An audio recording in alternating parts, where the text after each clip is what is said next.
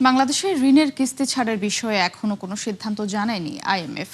ওয়াশিংটনের সংস্থাটির উপব্যবস্থাপনা পরিচালক নাইজেল ক্লার্কের সঙ্গে বৈঠক শেষে অর্থমন্ত্রী আমির খসরু মাহমুদ চৌধুরী বলেছেন, আইএমএফের সাথে দেন দরবারে কয়েকটি বিষয়ে সমাধান হয়নি। আগামী 2 সপ্তাহের আলোচনার মাধ্যমে সেগুলো মীমাংসার চেষ্টা করা হবে বলেও জানান তিনি। বিস্তারিত প্রতিবেদনে।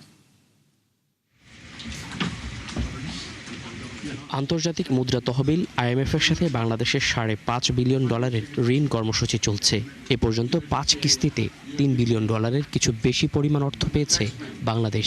অন্তর্বর্তী সরকারের আমলে স্থগিত করে রাখা বাকি কিস্তির অর্থ ছাড়ে আলোচনা চলছে বেশ কিছুদিন ধরে।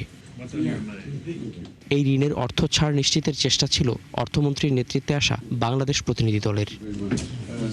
বৈঠকের পঞ্চম দিনে আইএমএফের উপব্যবস্থাপনা পরিচালক নাইজেল ক্লার্কের সঙ্গে বৈঠকেও গুরুত্বের সাথে আলোচনা হয় ঋণের কিস্তি ছাড়ের বিষয়টি।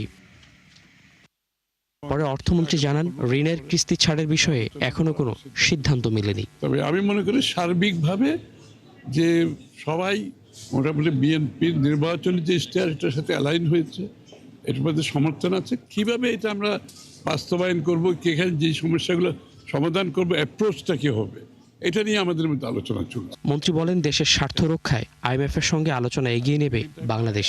আইএমএফ এর সাথে যে আলোচনাটা সেটা অব্যাহত থাকবে, কারণ আমরা অনেকগুলো ইস্যু সলভ করেছি, কয়েকটা ইস্যু এখন আলোচনার মধ্যে আছে।